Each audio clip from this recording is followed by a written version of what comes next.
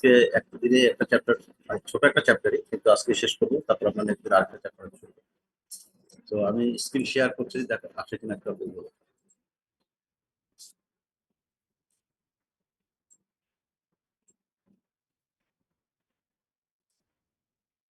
হ্যাঁ, তো এটা আমরা যখন শুরু করেছিলাম তখন কথা প্রসঙ্গে বেশ কিছু কথা বলা হয়েছিল। তার মধ্যে একটা ছিল আমাদের টাইপস এবং তার অপারেশন, বেসিক কম্পোনেন্ট আমরা তখন বলেছিলাম, তার ফাংশন বলেছিলাম, মেকানিজম গুলো বলেছিলাম।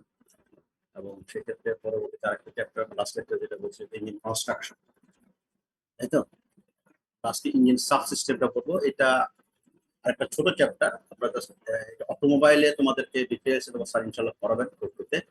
আমি এখানে আমাদের এই 4-1 এই টপিক্সের জন্য যতটুকু ইম্পর্টেন্ট সেগুলো হাইলাইট করতে গিয়ে লাগবে সেটা বলবো। তার সাথে হয়তো প্রাসঙ্গিকভাবে আরো কিছু চলে আসবে, সেটাই আর কি। ছোট একটা চ্যাপ্টার, সেটা ইঞ্জিন সাবসিস্টেমস, আমরা আজকে দেখাবো। ঠিক আছে। তার পরবর্তীতে নেক্সট ক্লাস থেকে আমাদের মেইনলি ফুয়েল বা এই যে কম্বাশন রিলেটেড যে চ্যাপ্টার গুলো যে আমি হাইলাইট করতেছি যেগুলো, এগুলো আমার থাকবে। আমার এই পর্যন্ত যেহেতু আমরা এগুলো আস্তে আস্তে শুরু করবো, নেক্সট ক্লাস থেকে মেইনলি কম্বাশন রিলেটেড কাজগুলো শুরু হবে।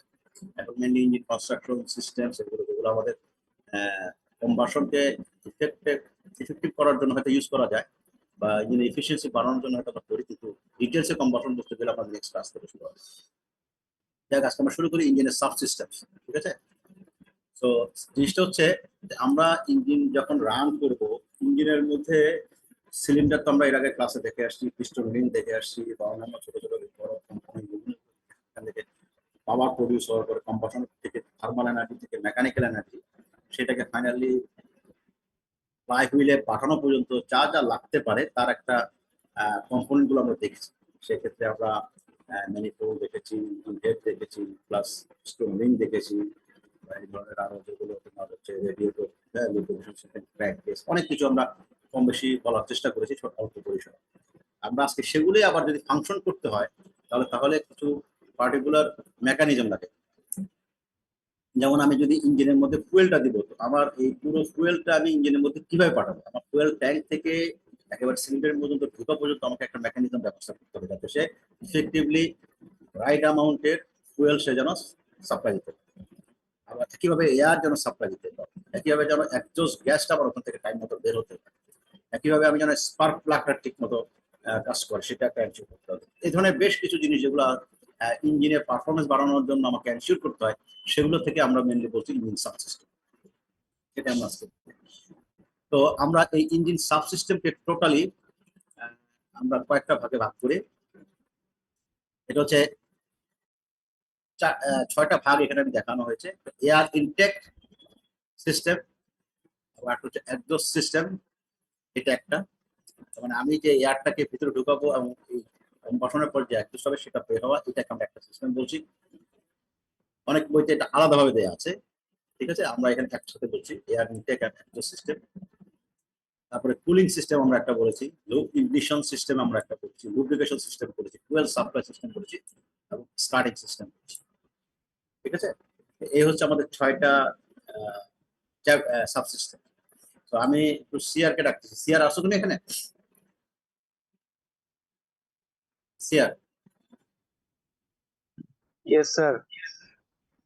আচ্ছা, সিআর তুমি একটু খেয়াল করো, আমরা এখানে একটা অ্যাসাইনমেন্ট দেবো। আমি এই চ্যাপ্টার শুরু আগে বলে দিচ্ছি, একটা অ্যাসাইনমেন্ট থাকবে তোমাদের কাছে। এবং অ্যাসাইনমেন্টটা হবে গ্রুপ ওয়াইজ, মানে গ্রুপ বলতে মানে একটা গ্রুপ করে দিব, তার জন্য একটা সাবসিস্টেম হবে, আবার আরেকটা গ্রুপের আরেকটা সাবসিস্টেম হবে, এবং তারা সেই সাবসিস্টেমের উপরে একটা রিপোর্ট জমা দিবে এবং একটা প্রেজেন্টেশন, যেহেতু অনলাইনে আমরা এখন আছি, হয়তো আমরা একটা ব্যবস্থা করতে পারবো। অল্প সময় দিয়ে একটা গ্রুপকে বলবো যে তুমি এক্সপ্লেন করো, তুমি একটা প্রেজেন্টেশন বা গ্রুপ একটা প্রেজেন্টেশন দেবে, বা ইন্ডিভিজুয়াল হতে এটা পরে জানাবো যে কিভাবে সেটা হবে, কিন্তু একটা গ্রুপ ওয়াইজ হবে। তুমি যেটা করবে, তোমার রোল মানে ক্লাসের রিসেপশন রোল কত থেকে শুরু? স্যার 88। 88 থেকে শুরু। আচ্ছা, কতজন তোমার টোটাল? স্যার 42। 42। তাহলে মানে আমার 6টা গ্রুপ হলে কত, 7জন করে একটা গ্রুপ হয়, তাই তো? 7জন করে, 7জন। তুমি যেটা করবে, এই 88 থেকে শুরু করে প্রথম 7জনকে একটা গ্রুপ করবে, রোল নম্বর গুলো আমাকে পাঠাবে। তারপর পরের গ্রুপে পরের 7জনকে যদি একটা গ্রুপ করবে, তারপরে 7জনকে আরেকটা গ্রুপ, থার্ড গ্রুপ করবে, এবং 6টা গ্রুপ করে দেবে, 42 জন। কথা Okay, ক্লিয়ার? sir. হ্যাঁ, তুমি শুধু রোল নম্বর গুলো দিয়ে সিকোয়েন্স অনুসারে রোল নম্বর গুলো দিয়ে গ্রুপ করে দিবে, আমি গ্রুপ ওয়াইজ টপিক দিয়ে দেবো, তোমরা সেটা অ্যাসাইনমেন্ট রেডি করবে আর কি, এবং সেটা আমি টাইম দিয়ে দেবো, ওর মধ্যে তোমরা জমা দেবে। ঠিক আছে, তোমার কাজ হচ্ছে একটা ইমেল করো আমাকে, গ্রুপ গুলো এনশিওর করে যে এত থেকে স্যার এত লোক 7 জন, একটা গ্রুপ হলো পরে 7 জন একটা গ্রুপ, এভাবে রোল নম্বর গুলো দিয়ে আমাকে একটা অ্যাসাইনমেন্ট।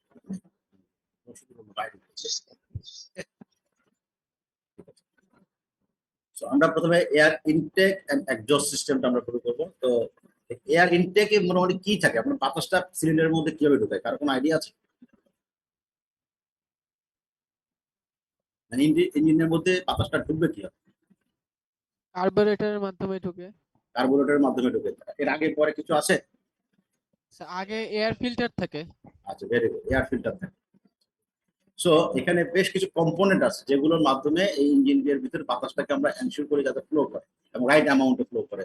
হ্যাঁ, আমরা এখানে প্রথমে এখানে দুটো জিনিস একসাথে দেখানো হচ্ছে, air intake and exhaust system. এই হচ্ছে তোমার হালকা কালারে যেটা দেখতেছো আমার হাতের পার্সারের মধ্যে দিয়ে যেটা যাচ্ছে, এই যে এটা, এই অংশটুকু হচ্ছে ইঞ্জিন। এই ইঞ্জিনের উপর থেকে এই সাইডে যেটা আছে এটা হচ্ছে ইনটেক সিস্টেম আর এয়ার ইনটেক সিস্টেম, আর নিচে দিকে লাল কালারের যেটা আছে সেটা হচ্ছে তোমার এক্সজস্ট সিস্টেম। ঠিক আছে, তো আমরা এখানে প্রথমে যেটা থাকে একটা এয়ার ক্লিনার বা ফিল্টার, তোমরা অল্প যে এখানে প্রথমে এয়ারটা ঢুকবে, এই এয়ারটাকে ক্লিন করার জন্য একটা ফিল্টার এখানে ইউজ করা হয়, যেখানে ডাস্ট অন্যান্য কোনো যদি পার্টিকেল বা অন্য কোনো কিছু থাকে সেটা এখানে আমরা ফিল্টার হয়ে যাবে। তারপরে এই গ্যাসটা বা এয়ারটা একটা পাইপ লাইনের মধ্যে দিয়ে যাবে, যাওয়ার পরে এখানে আমরা যেটা দেখেছি, এটা এখানে একটা কার্বোরেটর থাকে আগে, সেটা আমরা এখানে দেখাইনি কারণ এটা ডিফল্ট থাকে আর কি। এরপর আমাদের যেটা আছে সেটা হচ্ছে এই জায়গাটায় যে এটাকে বলা হচ্ছে ইঞ্জিন ম্যানিফোল্ড বা ইনটেক ম্যানিফোল্ড। ঠিক আছে, এই ম্যানিফোল্ড থেকে এই দেখো এখানে একটা সিলিন্ডারের ছবি দেওয়া আছে। সো এই ম্যানিফোল্ডের মাধ্যমে ইনটেকের সিলিন্ডারের মধ্যে এয়ারটা ঢুকতেছে। তো আমরা যদি এখন বলি যে তাহলে এয়ার ইনটেক সিস্টেমে কি কি থাকে, তাহলে একটা ফিল্টার থাকবে, একটা পাইপলাইন থাকবে, দেন কার্বোরেটর হতে পারে, দেন ইনটেক ম্যানিফোল্ড, তারপরে সে এই সিলিন্ডারের মধ্যে। কথা ক্লিয়ার? এরপরে একজস্ট সিস্টেমে তুমি যদি চিন্তা করো, এই কার্বন কম্বাসন হওয়ার পরে যে কার্বন যেগুলো রিয়াকশন করবে বা আদার যেগুলো রিয়াকশন করবে, যে কম্বাসন যে প্রোডাক্ট হবে, বাই প্রোডাক্ট যেটা হবে, সেটা এই প্রথমে একজস্ট ম্যানিফোল্ড, এই 4টা পাইপ, সিলিন্ডারের জন্য 4টা পাইপ বের হয়েছে, এটাকে বলা হচ্ছে ম্যানিফোল্ড। সেটা একটা কমন লাইনে হয়ে যাবে, তারপরে এখান থেকে দিয়ে যাবে একটা ক্যাটালাইটিক কনভার্টার, তোমার নাম শুনেছ? ক্যাটালাইটিক কনভার্টার কি জানো তো কেউ? আমি ক্লাসে একটু বলেছিলাম। হ্যাঁ হ্যাঁ, বলো দেখি। হ্যাঁ হ্যাঁ, ভেরি গুড। হ্যাঁ, তার মানে এখানে একটা ক্যাটালিস্ট থাকে, সেই ক্যাটালিস্টটা তোমরা মেইনলি তোমার এই এক্সজস্ট গ্যাস যেটা থাকে সেটা যদি হার্মফুল বা ইমিশনের ক্ষেত্রে যদি কোনো ইস্যু থাকে, তাহলে সেটাকে আবার রিয়াকশন করিয়ে তারপর সেটাকে পাবে। মানে কার্বন মনোক্সাইড থাকলে সে কার্বন ডাইঅক্সাইড কনভার্ট করবে, হাইড্রোজেন যদি থাকে কোনোভাবে সে আনবার্ন, তাহলে সেটাকে হাইড্রোজেন থেকে কনভার্ট করে H2O তে তৈরি করে দেবে। এইভাবে কিছু নাইট্রোজেন অক্সাইড গুলোকে সে আলাদা করে দেবে। এইভাবে নক্সের ইস্যুটা, এগুলো সব এখানে আমাদের এই জায়গাটা। তারপরে সেখান থেকে বের হয়ে একটা সাইলেন্সার বা মাফলার বলা হয় এটা করার সময়, যে নয়েজটাকে রিডিউস করা হয়, তারপর সে একজস্ট গ্যাসে বের হয়। ঠিক আছে, এই হচ্ছে তোমার একজস্ট সিস্টেমের লাইনটা। এই হচ্ছে ইনটেক সিস্টেমের লাইন, এয়ারের ইনটেক আর একজস্ট। ঠিক আছে, এই হচ্ছে আমাদের টোটাল এই জিনিসটা কেন বলছি, এয়ার ইনটেক সিস্টেম আর একজস্ট সিস্টেম। এখন আমরা একটু ডিটেলসে যদি দেখি আরেকটা ছবিতে, এই হলো একজস্ট সিস্টেমের এটা। তুমি যদি খেয়াল করো, এই যে এখান থেকে তোমার আসতেছে একজস্ট পাইপ বা সিলিন্ডার ম্যানিফোল্ড থেকে এটা বের হলো, দেন এটা হচ্ছে ক্যাটালাইটিক কনভার্সন, এখানে হচ্ছে, দেন এটা মাফলার, হ্যাঁ এটা হচ্ছে, তারপরে এখান থেকে এটা বের হয়ে। ঠিক আছে, এই যে জিনিসটা এটা একটু ডিটেলস কম্পোনেন্ট সহ এখানে দেওয়া আছে, হ্যাঁ, যেটা রিয়েল কেসে তুমি দেখো। আমরা এখন ইনটেক সিস্টেম যদি একটু ভালো মতো যদি দেখি, এয়ার ইন্ডাকশন সিস্টেম বা এয়ার ইনটেক সিস্টেম, এখানে প্রথমে এয়ার ইনলেট ট্র্যাক্ট মানে যে রাস্তা দিয়ে ঢুকবে সেটা, এয়ার ফিল্টার যেটা তোমরা একটু বলেছো, তারপরে এখানে তোমরা একজন অলরেডি বলেছো যে একটা কার্বোরেটর থাকে, কার্বোরেটরের মধ্যে আরেকটা অংশ থাকে, আমরা আজকে দেখবো কার্বোরেটর ডিটেলসটা। থ্রোটল বাল্ব থাকে বা বাটারফ্লাই বাল্ব থাকে, দেন একটা কার্বোরেটর, দেন ম্যানিফোল্ড। ম্যানিফোল্ড মধ্যে লাস্ট একটা সিলিন্ডার জাস্ট আগে যে ম্যানিফোল্ড, এই জিনিসগুলো থাকে। এখন তুমি যদি ডিজাইনার হও অটোমোবাইলের, তাহলে এই ইঞ্জিন ম্যানিফোল্ড তৈরি করতে তোমাকে কি কি জিনিস কনসিডার করতে হতে পারে? এই হচ্ছে কম্পোনেন্ট ম্যানিফোল্ড, কিভাবে এয়ার ইনটেক ম্যানিফোল্ড সিলিন্ডারের আগে মানে ইনটেকের আগে থাকবে, মানে এয়ারের সিলিন্ডার ঢোকার আগে থাকবে। এক্সজস্ট ডায়ামিটার লাগবে, তারপর স্মুথ ফ্লো লাগবে। হ্যাঁ, স্মুথ ফ্লো লাগবে, ঠিক আছে। তার মানে এখানে অনেকগুলো ইস্যু আছে, তার মধ্যে একটা যে যেটা বলে স্মুথ ফ্লো, তার মানে আমাকে এমন ভাবে এনশিওর করতে হবে যে এখানে কোনো প্রেসার ড্রপ না, এটা লাস্ট ক্লাসের কথা বলেছি, ঠিক আছে। এট দ্য সেম টাইম আমার এখানে যদি ম্যাটেরিয়াল চুজ করি, তাহলে এখানে ম্যাটেরিয়ালটা কি ধরনের হতে হবে, এখানে যে টেম্পারেচারে এয়ারটা ঢুকবে সেটা কত টেম্পারেচার, হাই টেম্পারেচার থাকবে অনেক। কেন হাই টেম্পারেচার থাকবে, ambient Exhaust- temperature, sir. Ambient. Normal টেম্পারেচারে ঢুকবে, তাই না, এয়ার থেকে ঢুকতেছে, তার মানে এখানে তো হাই টেম্পারেচার হবে না, নর্মাল টেম্পারেচার। একজস্ট পাইপ যদি তুমি কনসিডার করো high temperature। তখন অনেক হাই টেম্পারেচার, মানে তোমার ম্যাটেরিয়ালে একটা ফ্যাক্টর এখানে আসে, এখানে ম্যাটেরিয়ালে একটা ফ্যাক্টর, যে ম্যাটেরিয়াল দিয়ে তুমি তৈরি করবে এই পুরো জিনিসটা ইনটেক ম্যানিফোল্ড বা এক্সজস্ট ম্যানিফোল্ড, তার মানে এখানে টেম্পারেচার একটা বড় ইস্যু, ঠিক আছে। সো আমরা এখানে যেমন দেখিয়েছি যে engine designers give importance while running the engine at high speed and low speed condition, সেটা একটা, কারণ ওই প্রেশার ড্রপের ব্যাপার আছে।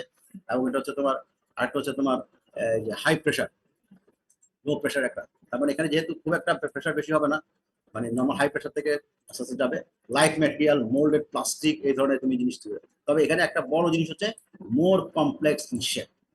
কারণ আমরা একটু আগে ছবিটা যেটা দেখেছি, এই জায়গাটার মধ্যে তোমার ইঞ্জিন, যদিও বলতেছি দেখতে অনেক ইজি মনে হয়, কিন্তু তুমি যদি রিয়েল গাড়ির কথা চিন্তা করো সেখানে এত কম্পোনেন্ট, তোমাকে এটাকে বাইপাস করা, এটা টাকড়ে বামে বেন্ড দিয়ে বাঁকা করে বহুভাবে হয়তো এটা নিতে হতে পারে, কারণ তোমার স্পেস হয়তো লিমিটেশন থাকতে পারে, ঠিক আছে, বিভিন্ন গাড়ির মডেলের ক্ষেত্রে। তাহলে তোমাকে এটাকে এই যে ফোল্ডটা তৈরি করবে ম্যানিফোল্ডটা, বা এই যে তোমার পাইপলাইনটা, এইটার হয়তো শেপ, পুরো শেপটা হয়তো কমপ্লেক্স শেপ হয়ে যাবে, একদম স্ট্রেট ফরওয়ার্ড না, যে একটা লম্বা পাইপ দিয়ে আমি দিয়ে দিলাম, তা না। কারণ তোমার যদি স্পেস কনস্ট্রেন্ট আছে, এবং সেক্ষেত্রে তোমার এই পাইপ মানে ফ্রিকশন কমাতে হবে, বহু রকম ইস্যু আছে, তোমাকে এখানে হয়তো কমপ্লেক্স শেপে হয়তো যেতে হতে পারে, কিন্তু এটা লাইট ম্যাটেরিয়াল। এই কথা ক্লিয়ার? এগুলো আমি শীটটা দিয়ে দেবো, তো তোমরা পরীক্ষার জন্য এখান থেকেই মোটামুটি প্রিপারেশন নেবে। হ্যাঁ, আর এরপরে কেউ যদি চাও বই দেখতে পারো, তো এটাও যথেষ্ট আছে, ঠিক আছে, সাফিসিয়েন্ট হবে।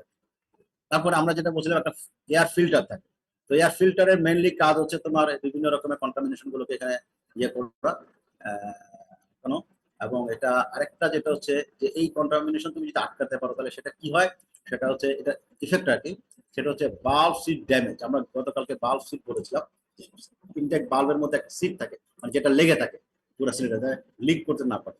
তো যদি কন্টামিনেশন থাকে, পার্টিকেল থাকে, অন্য কোনো কিছু থাকে, বাল্ব সিটটাকে ড্যামেজ করতে পারে, এবং সেক্ষেত্রে ইঞ্জিনের পারফরমেন্স কমে। কিভাবে কমে? কারণ লস অফ কম্প্রেশনটা কমে আসে, কারণ একজস্ট গ্যাস বা ধোঁয়া বা এয়ার যেটা কম্প্রেস করতো সেটা কোনো কারণে যদি বের হয়ে যায়, তাহলে প্রেশারের কারণে তোমার আলটিমেটলি পারফরমেন্স এটা প্রিভেন্ট করে, ঠিক আছে।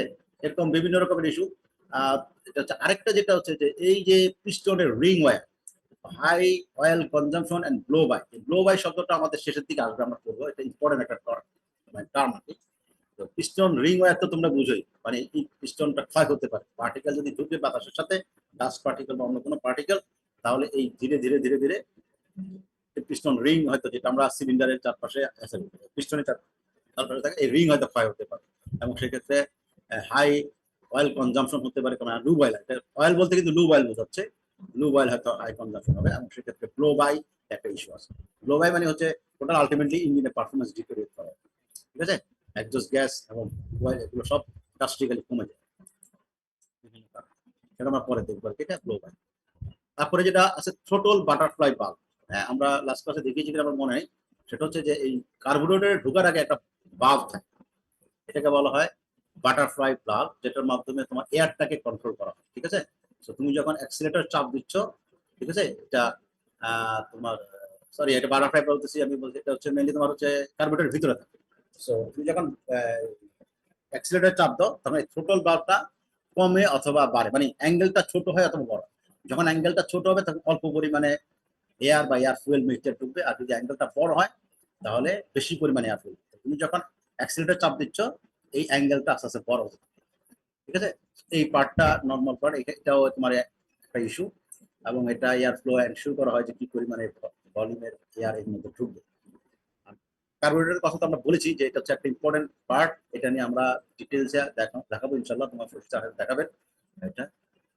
এইটা হচ্ছে কার্বোরেটরের ছবি, এটাকে ক্লাসে হয়তো দেখিয়েছি। এই হচ্ছে এয়ার ইনটেক, মানে বাতাস আসতেছে। তুমি যদি ফিল্টার বলো, সেই ফিল্টারটা হচ্ছে এটা, সিম্পলেস্ট। দেন আরো মাঝখানে আরো অনেক কিছু থাকবে। তারপরে তোমার এখানে পাইপলাইন, লম্বা পাইপলাইন হাতে থাকবে, যে সিম্পলেস্ট ফর্মে এখানে এখানে একটা বাল্ব থাকে, এটাকে বলা হয় চোখ বাল্ব। এই চোখ বাল্ব, এই চোখ বাল্বটা তোমরা হয়তো অনেক সময় মোটরসাইকেল যারা চালাও তারা দেখেছো, তোমরা হয়তো কন্ট্রোল করো আর কি।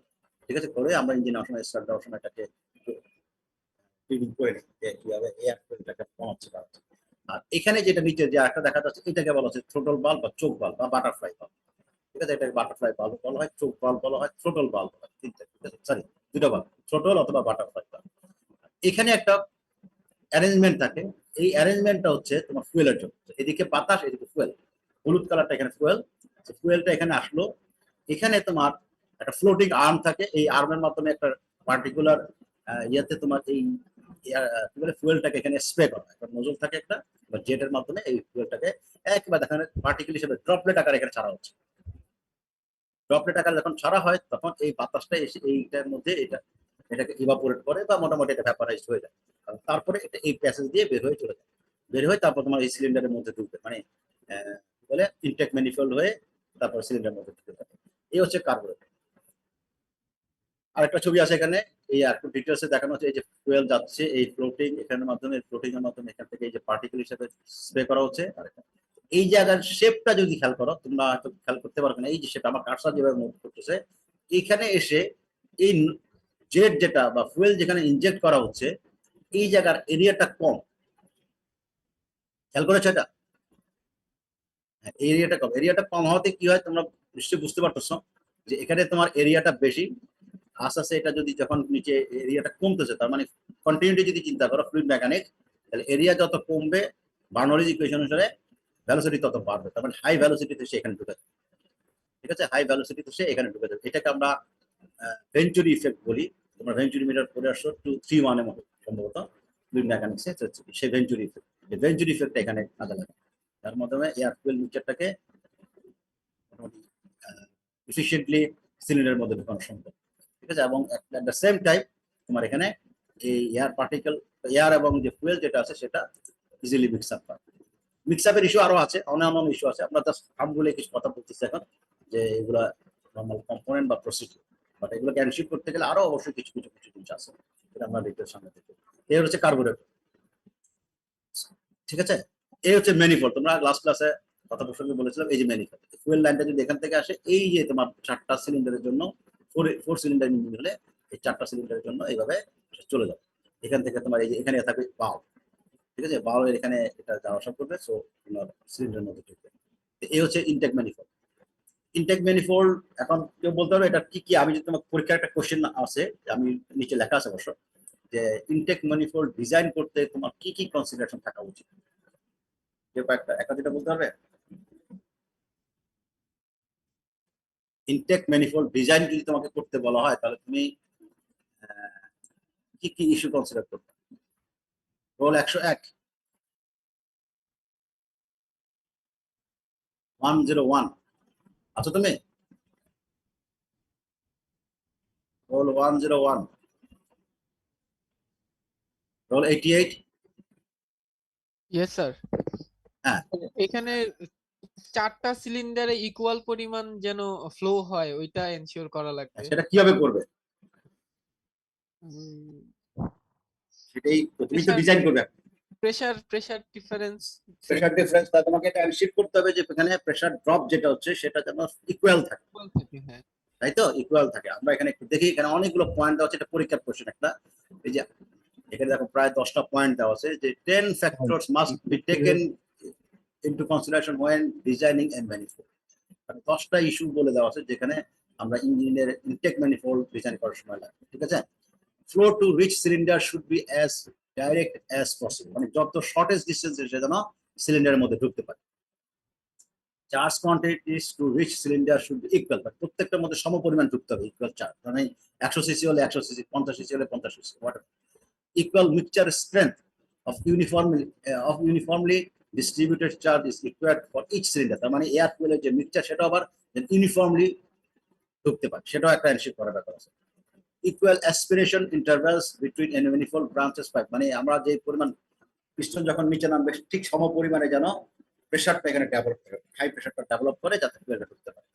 মিনিমাম বা মিনিমাল এখানে বলছে ওয়াল ওয়েটিং। ওয়াল ওয়েটিং বলতে বোঝায় যেমন আমরা যখন পানি যদি চিন্তা করি একটা ওয়ালে, পানি কিন্তু ওয়ালে লেগে থাকে, তাই না? তার মানে এটাকে বলা হচ্ছে ওয়েটিং।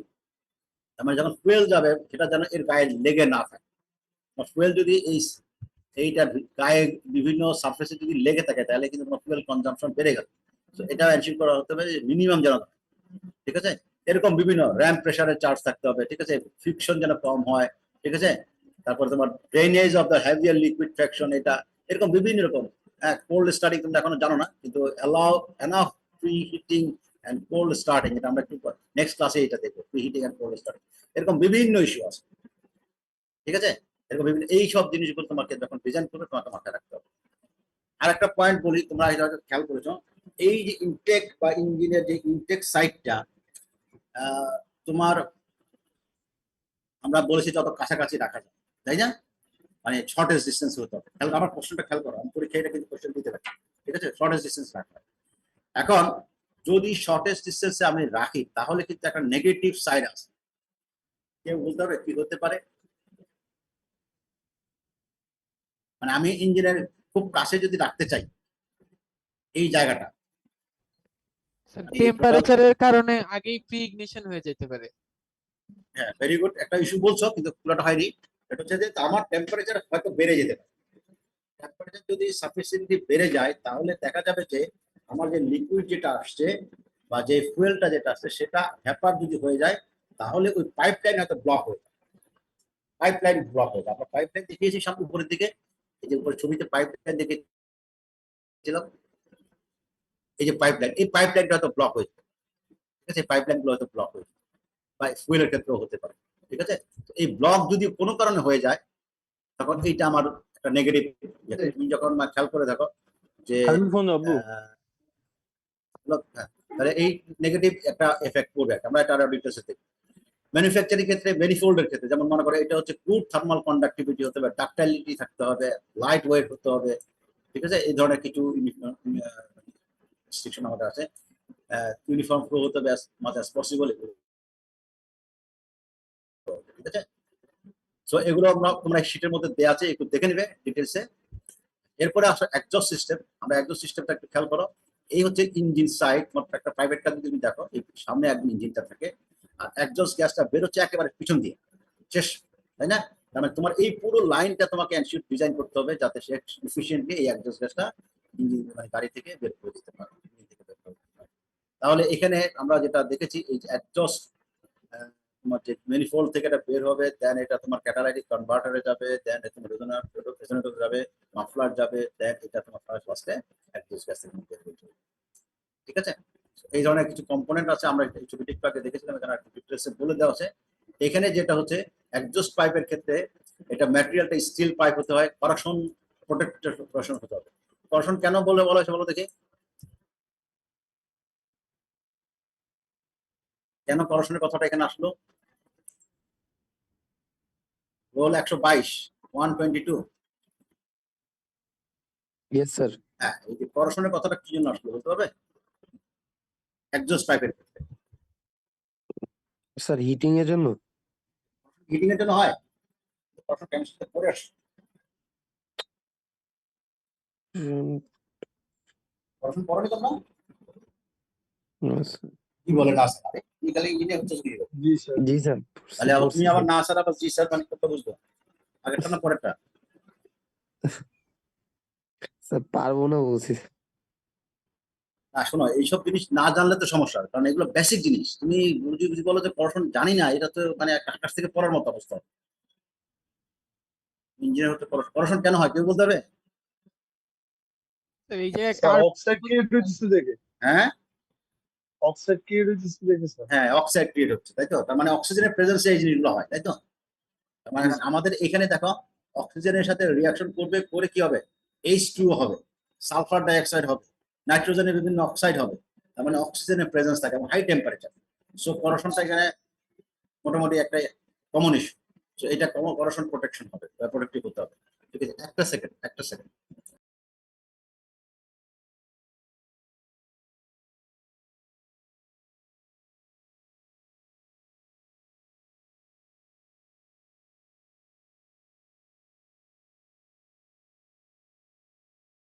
হ্যাঁ, তো এখন এই করেকশনটা আমাদের এনশিওর করা, মানে যাতে না হয় এটা করেকশন করতে হবে, ঠিক আছে। এটা হচ্ছে আবার যেমন বলা হচ্ছে pipe is generally rigid and fixed to the flame, এখানে frame and flexible attach to reduce vibration, মানে এখানে ভাইব্রেশন একটা ব্যাপার আছে, একজস্ট গ্যাসের ক্ষেত্রে ভাইব্রেশন একটা ফ্যাক্টর। সো এখানে অনেকগুলো ইস্যু এর সাথে রয়ে গেছে। সাইলেন্সার বা মাফলার যেটা বলা হচ্ছে low frequency silencer, high frequency silencer হতে পারে, কম্বিনেশন অফ টাইপ সাইলেন্সার হতে পারে। এবং এখানে তোমার শীট মেটালের মেনলি করা হয়, করোশন রিলেটেড ইস্যু থাকবে। হ্যাঁ, এগুলো বিভিন্ন রকমের ইস্যু আছে।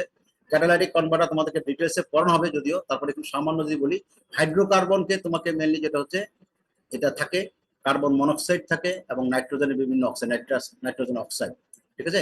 এই জিনিসটা যেটা করা হয়, এই catalyse convert help the carbon monoxide into carbon dioxide, convert hydrocarbon into carbon dioxide and water, and also convert the nitrogen oxide back into nitrogen and oxide. এই তিনটা জিনিস কিন্তু মনে রাখতে হবে এই ক্যাটালাইটিক কনভার্টার জন্য সবসময়। এই তিনটা জিনিস তার মেইন পারপাস।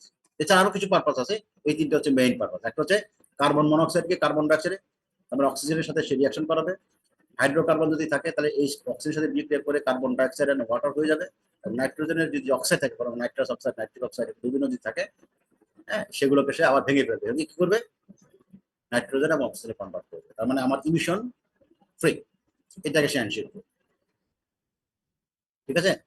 এখানে বিভিন্ন রকম, এই যে কার্বন মনোক্সাইড, এটা হচ্ছে তোমার তুমি যদি ইনহেল করো তাহলে এটা তোমার পয়জনাস, সো এটা মানুষের জন্য ক্ষতিকর। নাইট্রোজেনের বিভিন্ন অক্সাইড থাকে, সেটা স্মোক এবং অ্যাসিড রেনের জন্য দায়ী। এবং হাইড্রোকার্বন যেটা থাকে সেটা প্রডিউস স্মোক, ঠিক আছে। আমরা স্মোকগুলো দেখবো, এগুলো পরে ডিটেলসে, এগুলো সমস্যা। তো এটাকে রিডিউস করার জন্য আমাদের এই ক্যাটালাইটিক কনভার্টার। ক্লিয়ার কথা? এগুলো সংক্ষেপে এখানে দেওয়া আছে, তোমরা এই শীটটাই পড়লে তাহলে যতটুকু থাকবে এর থেকে আমি প্রশ্ন করবো, এর বাইরে দেবো না আশা করি। তো তোমরা এই শীটগুলো ভালো মতো করবে, আমি শীটটা তোমাদেরকে অবশ্যই দিয়ে দেবো। এরপরে কুলিং সিস্টেম, ইঞ্জিন কিভাবে কুল করা হয় একজন একটু বলো দেখে, আমি একজনকে ডাকি। রোল 129, 129, 129 আচ্ছা, 129, 134, 134। সিআর এর রোল নম্বর গুলো একটু রেখে রাখো, হ্যাঁ, তুমি আমাকে লিখে পরে পাঠাবা। 134 অমিত,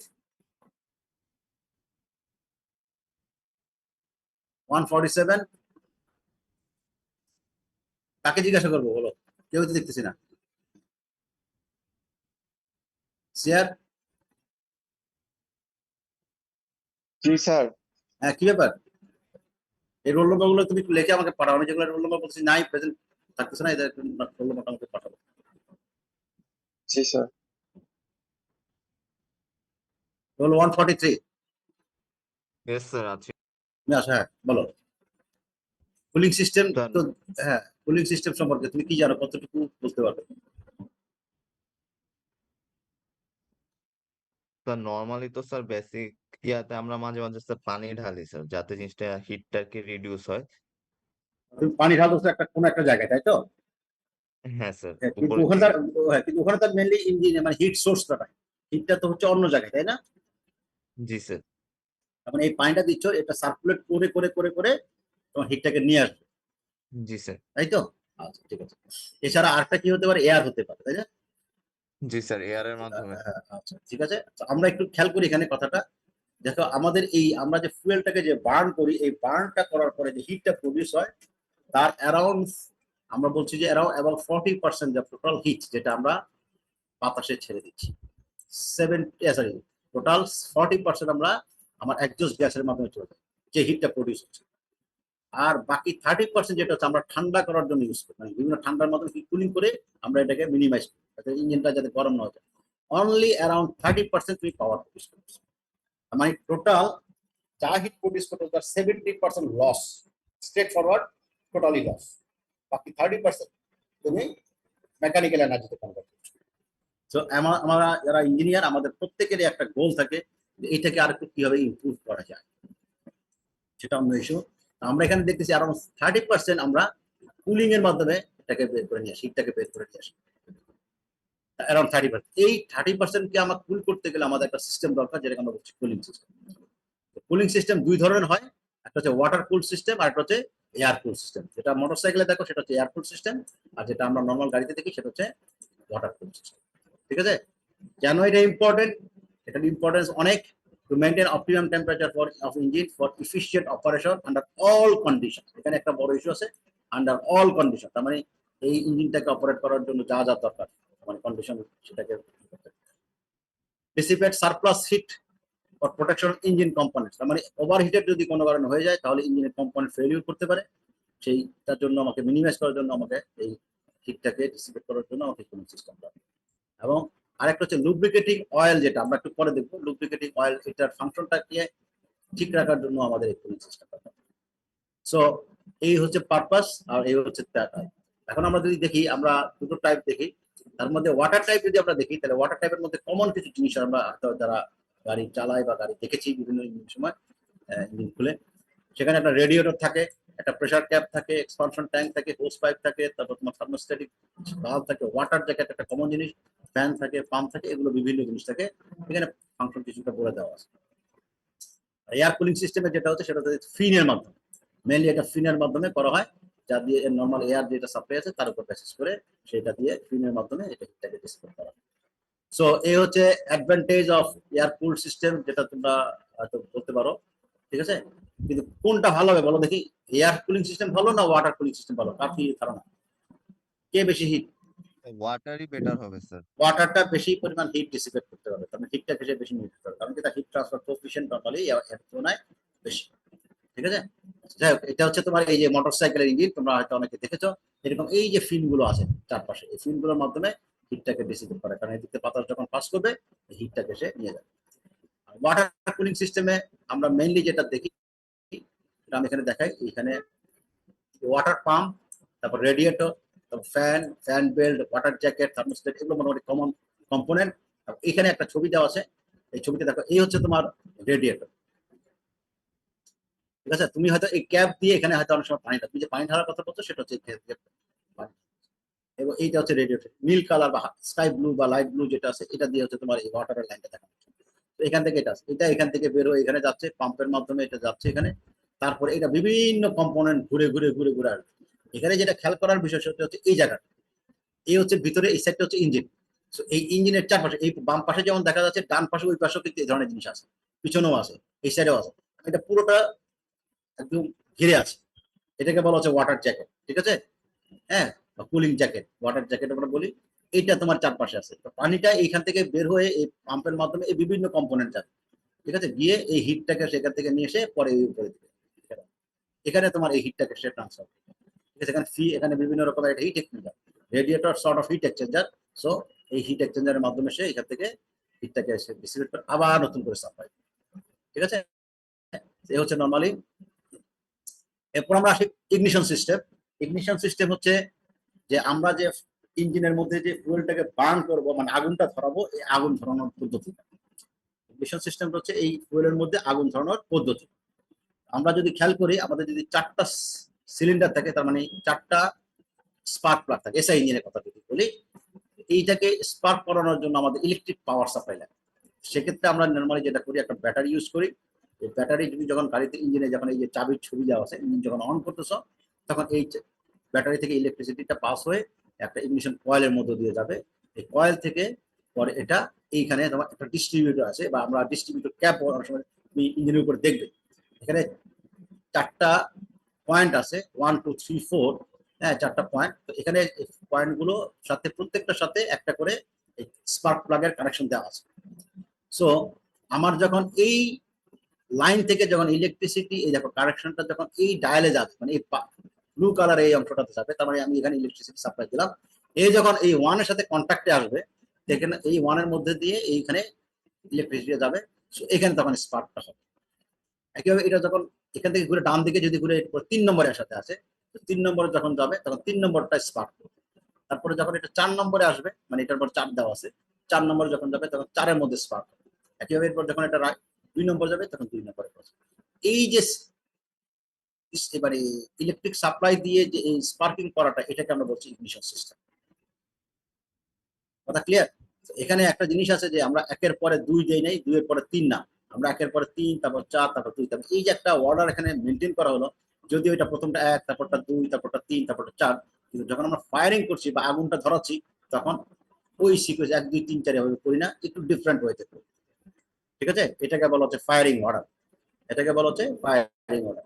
সো এখানে আরেকটা ছবি দেওয়া আছে, এটা একটু ডিটেলস ছবিটা দেওয়া আছে, রিয়েল ছবিটা যেটা এখানে তোমার এই যে ডিস্ট্রিবিউটর ক্যাপ, এই যে ডিস্ট্রিবিউটর ক্যাপ, এই যে এখান থেকে, ঠিক আছে, এখান থেকে যখন এটা ঘুরবে এই কানেকশনটা এখানে এটা কানেকশন আসবে, এই কানেকশন আসবে, ঠিক আছে, এই যে কানেকশনটা আসছে এই মেইন ইয়াতে সলিনয়েড ইয়াতে, ঠিক আছে। তারপরে এখান থেকে যখন এটা ঘুরবে এখানে তোমার এই যে ক্যামেরা এটার মধ্যে যখন ঘুরবে তখন 1 আসবে, তারপর 2 আসবে, 3 আসবে, যখন একটা পার্টিকুলার আসবে এই যে এটা থেকে কেবলটা বের হয়েছে মনে করো এই যে স্পার্ক প্লাগ, ঠিক আছে, তখন স্পার্ক প্লাগ থেকে ইলেকট্রিসিটি মানে স্পার্ক হবে। এখানে ডিটেলস ছবির মধ্যে অনেক কিছু ডিটেলস বলে দেওয়া আছে, তোমরা হাতে পড়ে দেখতে পারো।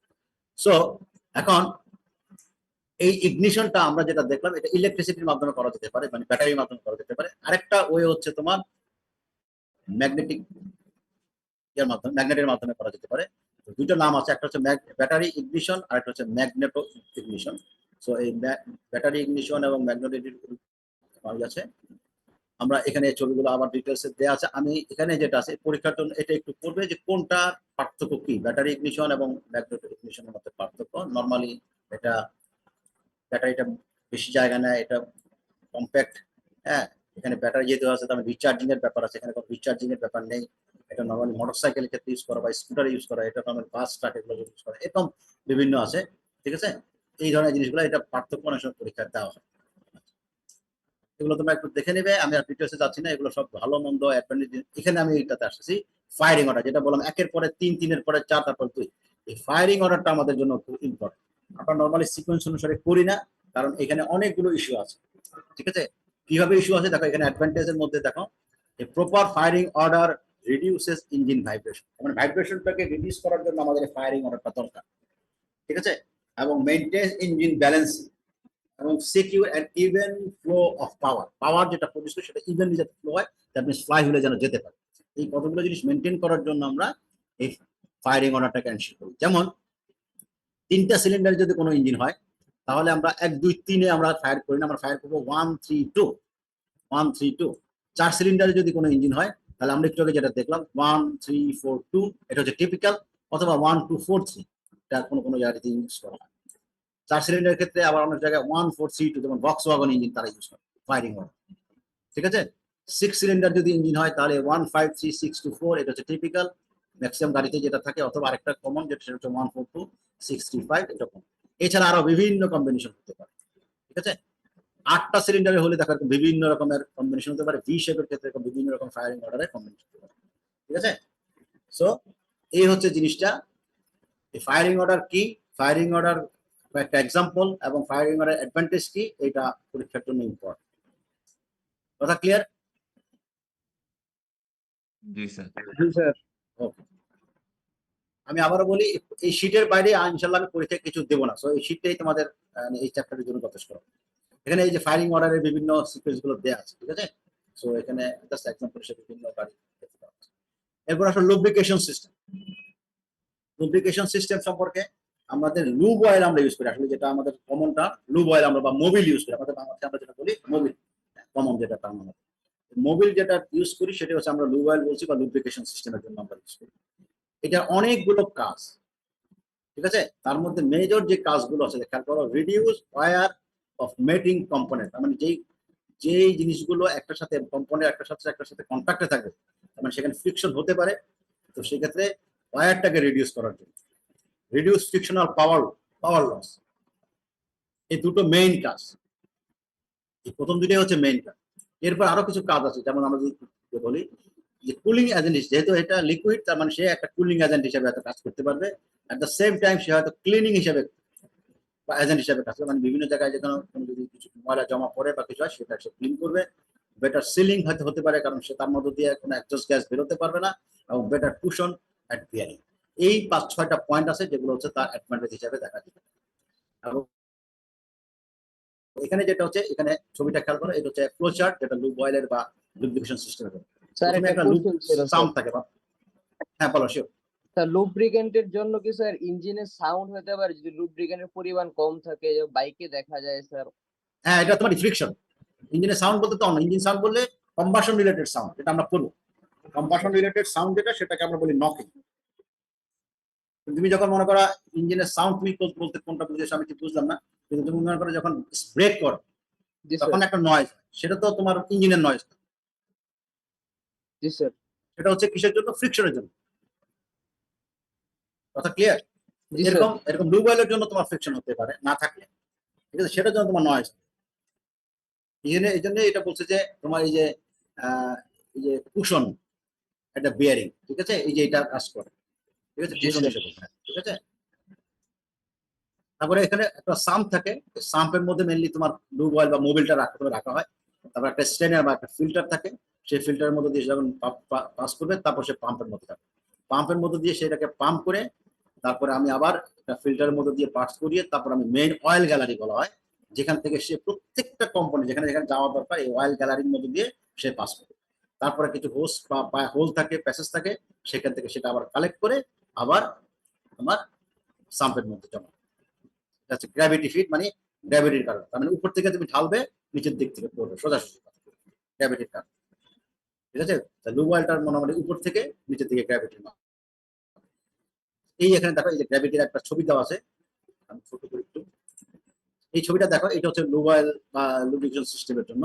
এই হচ্ছে সাম্প, এখানে তোমার এই যে একটা প্যাডেল আছে, এখান থেকে তোমার এই যে পাম্প, ঠিক আছে, পাম্পের মাধ্যমে তোমার এই জায়গাটা যাবে, এখানে তোমার এটা যাওয়ার পরে এই যে বিভিন্ন কম্পোনেন্টে ভাগ হয়ে সব প্রত্যেকটা যাবে এই উপর পর্যন্ত যাওয়ার পরে এখান থেকে তোমার এই যে প্রত্যেকটা কম্পোনেন্ট বেয়ে এসে নিচে নামতে থাকে, ঠিক আছে, করে এই যে ড্রপলেট আকারে নিচে পড়তেছে, ড্রপলেট আকারে নিচে পড়বে, ঠিক আছে। এই পাম্পের মাধ্যমে এখানে তোমার অয়েল ফিল্টার, এখান থেকে তোমার এই যে উপরে গেলো, এখান থেকে দিয়ে এই উপরে যাবে, তারপরে ড্রপলেট আকারে লাইনের মধ্যে দিয়ে যাবে।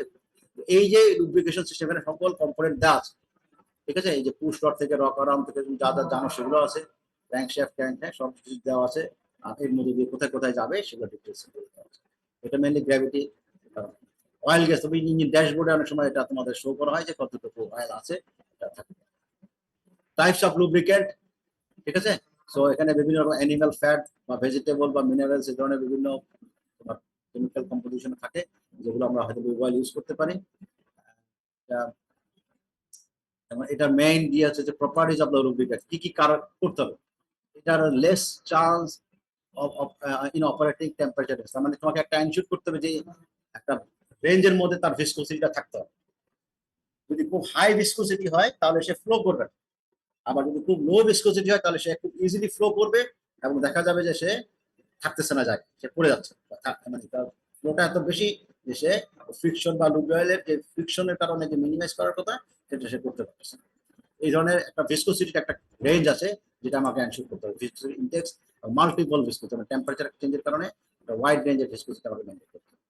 এছাড়া রেজিস্ট্যান্স, তার মানে সেই জন্য আবার এখন অক্সিডেশন বা রিঅ্যাকশন যাতে না, ঠিক আছে। Resistance to carbon, extreme pressure, তারপরে হচ্ছে তোমার ফোম ফর্মেশন, করোশন, রাস্ট, এই ধরনের বিভিন্ন জনের জিনিস সে যেন রেজিস্ট করতে পারে।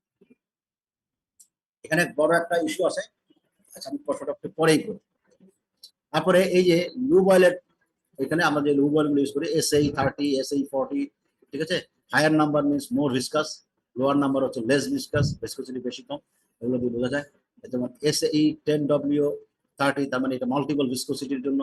SAE5W20, এই ধরনের বিভিন্ন রকমের লুব অয়েল আমরা ইউজ করি যেগুলো ইঞ্জিনের গাড়িতে। আমি যেটা মেইনলি এই কোয়েশ্চেনটা, ইঞ্জিন আমরা যখন লুব অয়েলটা দেই গাড়ির মধ্যে, তারপরে দেখা যায় যে আমি হয়তো লুব অয়েল ঢাললাম, কিছুদিন চালানোর পরে দেখা গেল লুব অয়েলটা কমে গেছে, লুব অয়েলের পরিমাণটা কমে গেছে। কেন কমে যায় বলতে পারবে? না কম, রোল 134 তুমি হ্যাঁ জি স্যার, আছি আমি। কোথায় ছিলে? আর আমি একটু ওয়াশরুমে ছিলাম স্যার। তুমি যখন যাবে এরপর থেকে ক্লাসে যদি না থাকো নিচে একটা মেসেজ দিয়ে যাবে যে তুমি যাচ্ছ 10 মিনিটের জন্য, 3 মিনিটের জন্য, বাড়তে জি স্যার। ঠিক আছে, নাহলে তোমার সম্পর্কে আমার ধারণাটা কিন্তু নেগেটিভ হয়ে গেছে। স্যার। কথাটা কি ক্লিয়ার? সবার জন্য বলছি, তুমি যদি ক্লাসে যদি না থাকো, মনে করো 2 মিনিট 10 মিনিট 5 মিনিটের জন্য, সাপোজ কোনো একটা ইমার্জেন্সি কারণ, তো তুমি একটা ছোট একটা টেক্সট মেসেজ দেবে যে স্যার আমি ফর 5 মিনিটস আমি বা 10 মিনিটস বা আমি 2 মিনিটসের জন্য আমি আসতেছি। কিন্তু একেবারে না বলে তুমি চলে গেলে, কারণ আমি তোমাকে দেখতেছি না কেন, আর তুমি যে প্রথম থেকে ক্লাস করেছো কিনা করো নি আমি তো বুঝছি না, আমি ধরবো যে তুমি ক্লাস করোনি। জি স্যার। ক্লাসরুমে থাকলে আমি তোমাকে দেখলাম, তুমি ওয়াশরুমে গেলে আমি হয়তো বুঝলাম ঠিক আছে তুমি গেছো, এখানে আমার বুঝার উপায় নেই। বলো দেখি, মোবিল যখন ইউজ করা হয় দেওয়া হয়, তারপর কিছুদিন পরে দেখা যায় কমে গেছে, কারণটা কি? কম্বাসন না আর কিছু?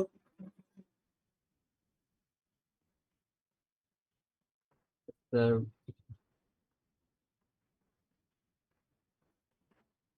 কম্বাসন কখন হয়? যখন অক্সিজেনের প্রেজেন্সের রিয়াকশন। এখানে অক্সিজেনের প্রেজেন্সের রিয়াকশন হওয়ার চান্স নেই। ঠিক আছে, এটা একটা সিগনিফিকেন্ট ইস্যু, এবং যার কারণে আমাদের অনেক সমস্যা হয় যেগুলো ইঞ্জিনের ক্ষেত্রে। আর এখানে একটা মেজর ইস্যু হচ্ছে যে reason of loss of lube oil. কি কারণে লুব অয়েল কমে যাচ্ছে? তার মধ্যে প্রথম যে বিষয়টা সেটা leakage. So the valve system and guide and clear, মানে বিভিন্ন লিকেজ থাকতে পারে বা থাকে, সেই লিকেজের মাধ্যমে বিভিন্ন সময় লুব অয়েল গুলো হয়ে যায়। তুমি দেখবে যে অনেক সময় গাড়ির নিচে গাড়িটা রেখে দিয়েছে পার্কিং করে, তারপর কিছুক্ষণ পরে দেখবে যে নিচে কিছু হয়তো লুব অয়েল পড়ে গেছে, এরকম অনেক সময় আমরা দেখি, তাই না? তারপর leakage through the piston ring and cylinder, তার মাধ্যমে হতে পারে। আরেকটা যেটা হচ্ছে লস থ্রু ক্র্যাঙ্কেজ ভেন্টিলেশন, এটা এখানে হাইলাইট করে দেওয়া আছে, একটু বোল্ড করে দেওয়া আছে। এটা হচ্ছে ক্র্যাঙ্কেজ ভেন্টিলেশন, এটা একটা ইম্পর্টেন্ট ইস্যু। এটা হচ্ছে যে হাই টেম্পারেচার যখন হয়, তুমি খেয়াল করে দেখবে যে টেম্পারেচার বাড়লে আমরা একটা এটা বলি যে কেরোসিন যদি রাখো, এটা আমি কেরোসিনের রুমের এক কর্নার রাখলেও কিন্তু আমি একটা গন্ধ পাবো, তাই না? কি পাবো তো নাকি? মানে এটা সাম সর্ট অফ, এটা আস্তে আস্তে ব্যাপারে কনভার্ট হয়ে সে বাতাসের সাথে মিশে যাচ্ছে। এটা একটা ভোলাটাইলিটির একটা ইস্যু আছে, ঠিক আছে, উদ্বায়ী একটা বস্তু। তো যখন এরকম ভেন্টিলেশন হয়, তখন দেখা যায় যে কোনো কারণে হিট যখন আস্তে আস্তে বাড়ে, তখন এখান থেকে একটা পোর্শন আস্তে আস্তে এটা ইভাপোরেট করা শুরু করে। কারণ ব্লু বলের মধ্যে অনেক ধরনের কম্পোনেন্ট মিক্স আপ থাকে, ঠিক আছে, বিভিন্ন রকমের কেমিক্যাল কম্পোনেন্ট। তো তার মধ্যে কিছু কিছু অংশ টেম্পারেচার বাড়ার কারণে এটা ভোলাটাইল হয়ে এটা চলে যাচ্ছে, তো যার কারণে তুমি এই জিনিসটা লস করতেছো। ঠিক আছে, এই ধরনের বেশ কিছু ইস্যু। এরপর আছে ফুয়েল সাপ্লাই সিস্টেম, ইম্পর্টেন্ট একটা ইস্যু। ফুয়েল সাপ্লাই সিস্টেম, এটা আমরা অলরেডি বলে ফেলেছি কিছুটা, যে এটা হচ্ছে purpose of fuel supply system, stores of. আচ্ছা, আমাকে একটু বলো, এটা হচ্ছে তুমি ফুয়েল সাপ্লাই সিস্টেমে গাড়ির যখন পেট্রোল পাম্পে যাও, তখন ফুয়েল ভরস, তাই না? ফুয়েল ট্যাঙ্কটা কোথায় থাকে, কোন দিকে থাকে? পিছনের দিকে স্যার থাকে। বাইকে পিছনের দিকে। স্যার উপরে থাকে, হ্যাঁ, বাইকে উপরে থাকে, আর গাড়িতে আর পিছনের দিকে গাড়ি থাকে। হচ্ছে স্যার পিছনে থাকে, পিছনে ট্যাঙ্ক থাকে। আর সিলিন্ডারে। ইঞ্জিন থাকে কোথায়? স্যার ইঞ্জিন কোথায় থাকে? গাড়িতে সামনে। সামনে। তাহলে মানে এখানে একটা লম্বা একটা ডিস্টেন্স আছে, তাই না? জি স্যার। লম্বা একটা ডিস্টেন্স, তার মানে ফুয়েল তুমি দূরে রাখতেছো, তাহলে তোমার এখানে লসের পরিমাণ কি বেশি না কম? স্যার বেশি। বেশি। কেন? তারপরেও তুই এত দূরে রাখলা কেন? নিশ্চয়ই কারণ আছে, তাই তো? সেফটি। স্যার হিটিং এর জন্য, যাতে স্যার ফায়ার টায়ার না এখানে লাগে। এখানে বড় একটা ইস্যু হচ্ছে যে এইটা হচ্ছে do not allow fuel to vaporize in fuel inlet. এখানে একটা ব্র্যাকেটে একটা শব্দ লেখা আছে ভ্যাপার লক, এটা খুব ইম্পর্টেন্ট একটা ইস্যু, এবং আমাদের নেক্সট ক্লাস থেকে মোটামুটি এই ভ্যাপার লকের উপর কথাবার্তা শুরু হয়ে যাবে, এবং এটা চলতে থাকবে। ভ্যাপার লক হচ্ছে যে তুমি যখন বাসার পানির লাইনে যখন পানি কল ছাড়ো, অনেক সময় তুমি দেখো যে এর মধ্যে থেকে বাতাস আসতেছে, তাই না? পানি না এসে অনেক সময় বাতাস আসে, শব্দ হয়, তাই না? এই যে জিনিসটা হচ্ছে, এটা আমরা এখানে বলি আমাদের ফ্লুইড মেকানিক্সের পয়েন্ট অফ ভিউ থেকে এটা বলি ক্যাপিটেশন। তো এখানে একই জিনিস হচ্ছে, ফুয়েল যদি তোমার টেম্পারেচার বেড়ে যায়, সে ব্যাপারে কনভার্ট হয়ে যায়, এবং ব্যাপারে কনভার্ট হয়ে গেলে সে ওই ফুয়েল লাইনের মধ্যে বসে গেলে ফুয়েলটা তখন পাস করতে পারে।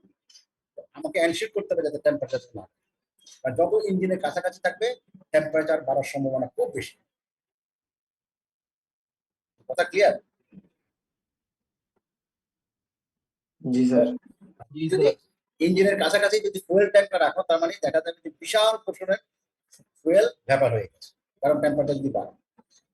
পয়েন্ট অফ তার একটা বলি যে আমাদের বাংলাদেশে যে সকল গাড়িগুলো ডিজাইন করা হয় বা চলে, এই টয়টা কোম্পানিরই গাড়ি, সে কিন্তু যদি এই মানে ম্যানুফ্যাকচার, সে যদি একটা কানাডা অথবা স্ক্যান্ডিনেভিয়ান কোনো কান্ট্রি যেমন সুইডেন বা নরওয়ে বা যেখানে শীত বেশি, ঠান্ডা বেশি, টেম্পারেচার মাইনাসে থাকে অনেক সময়, বেশিরভাগ সময়, সেখানে কিন্তু এই টয়টা এই ইঞ্জিনের এই গাড়ি পাঠায়।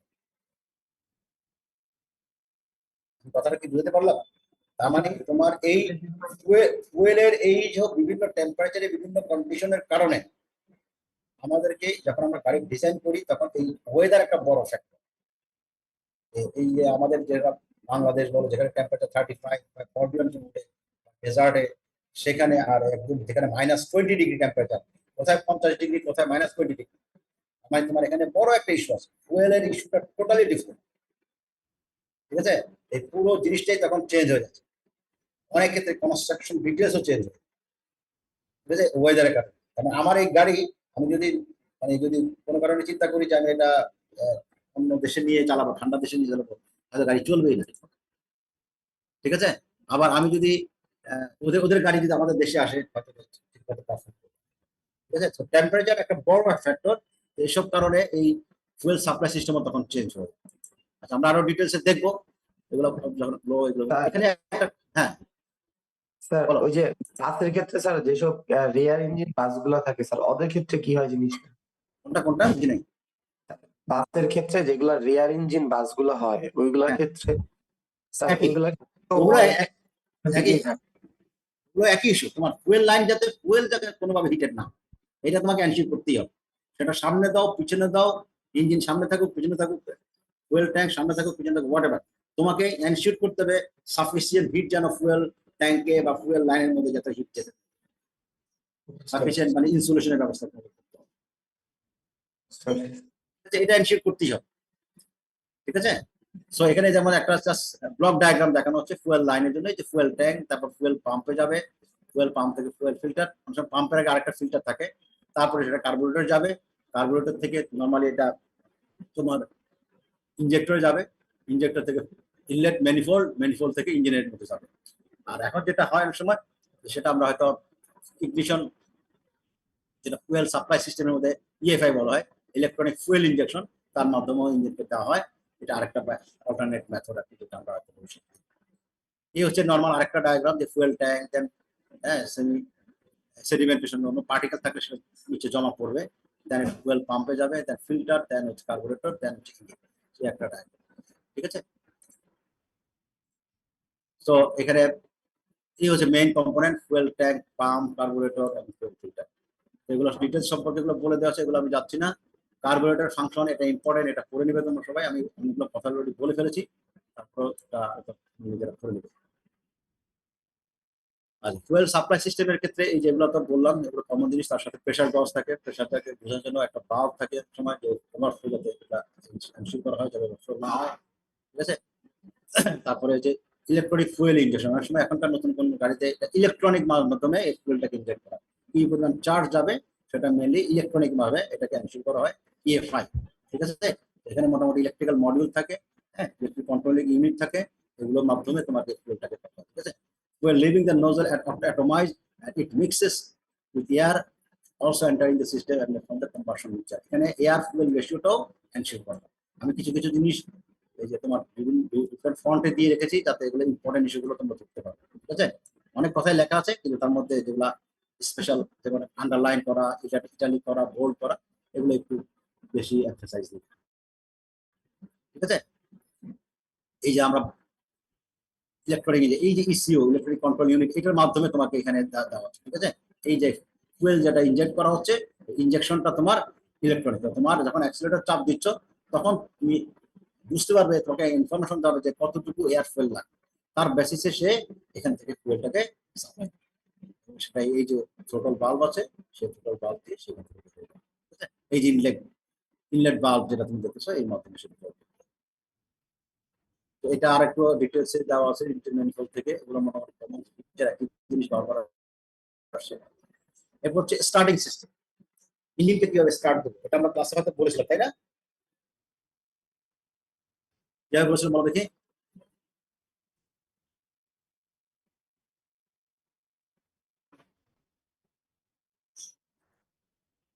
স্টার্টিং একটা মোটর থাকে, স্টার্টার মোটর বলি আমরা এটাকে, যেমন এখানে ছবির মধ্যে দেওয়া আছে, এই যে ব্যাটারি থাকবে, ইঞ্জিন ব্যাটারি থেকে এখানে ইলেকট্রিক পাওয়ার দেওয়া হবে, পাওয়ার দেওয়ার পরে এখানে যেটা হচ্ছে এই কানেকশনটা দিয়ে এখান থেকে গিয়ে এই যে গেল, এই যে গেল এখানে এটা হচ্ছে এই যে স্টার্টার মোটর, ঠিক আছে। এই মোটরের সাথে এখানে একটা মোটর যখন ঘুরবে এর মধ্যে একটা পিনিয়ন আছে, তার সাথে একটা বড় গিয়ার মানে গিয়ার আছে, ঠিক আছে, রিং গিয়ার।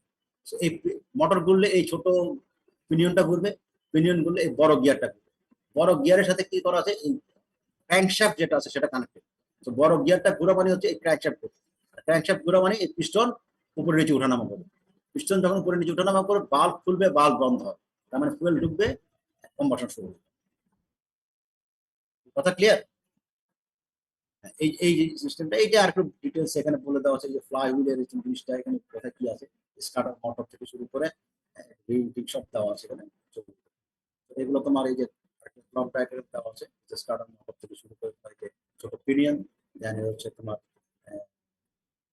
রিং গিয়ার, এখান থেকে এটার মাধ্যমে তোমার এই যে ক্র্যাঙ্কশ্যাফটটা ইলেকট্রিসিটি পাস হচ্ছে এখান থেকে। তুমি গাড়ির ইঞ্জিন যে স্টার্ট করেছো, স্টার্ট করা মানে হচ্ছে তোমার এই যে পাওয়ার সাপ্লাই হলো, পাওয়ার সাপ্লাই হওয়া মানে ইলেকট্রিসিটি এই যে পাওয়ার হলো, ঠিক আছে। তো এই যে এখানে তোমার আরো ডিটেলস দেওয়া আছে, এগুলো একটু জিনিসটা করে নেবে, এটা আমি আর এগুলো ডিটেলসে যাচ্ছি, ঠিক আছে। ওকে, এগুলা এখানে আমি আমার ছবিগুলো লাস্টে দিয়েছিলাম, এগুলো হয়তো ক্লাস ম্যাটেরিয়ালের জন্য আর কি, যাতে তোমরা ছবিগুলো দেখানো যেতে পারো, ঠিক আছে। কথা ক্লিয়ার? জি স্যার। জি স্যার। সো এই শীটটা আমি তোমাদেরকে দিয়ে দেবো। আর সিয়ার তোমাকে কি দায়িত্ব দিলাম? স্যার যারা অ্যাবসেন্ট ছিল ওদের লিস্টটা দিতে, আর হচ্ছে গ্রুপ ডিস্ট্রিবিউশনের লিস্টটা দিতে। হ্যাঁ, গ্রুপ ডিস্ট্রিবিউশন লিস্ট আমাকে পাঠাবে যে স্যার এই প্রথম এই 7 জন এই গ্রুপ, মানে তুমি রোল নম্বর কিন্তু উল্টাপাল্টা করবে, সিকোয়েন্স জেনারেট দেবে, ঠিক আছে। মানে স্যার সিরিয়ালি হবে না স্যার? হ্যাঁ, সিরিয়ালি হবে, অবশ্যই সিরিয়ালি হবে। প্রথম 7 জন এক গ্রুপ, জি পরের 7 জন, পরের 7 জন, এভাবে যাবে, ঠিক আছে। আর জি স্যার, এরপরে আমি লিস্ট হ্যাঁ, এরপরে যদি রিয়াক্ট কেউ থাকে তাদেরকে সবগুলো সবাইকে একসাথে একটা গ্রুপে দিবে, রিয়াক্টেড সবগুলো। স্যার আমি লিস্টটা করে ফেলেছি, আমি হচ্ছে কিছুক্ষণের মধ্যে ইমেল করে দিব। ঠিক আছে, good. তারপর আমি তোমাদেরকে ওইভাবে একটা অ্যাসাইনমেন্ট দেবো, তোমরা জমা দেবে, ঠিক আছে। ওকে, জি স্যার। কারো কোনো কোয়েশ্চেন আছে? হ্যাঁ, বলো।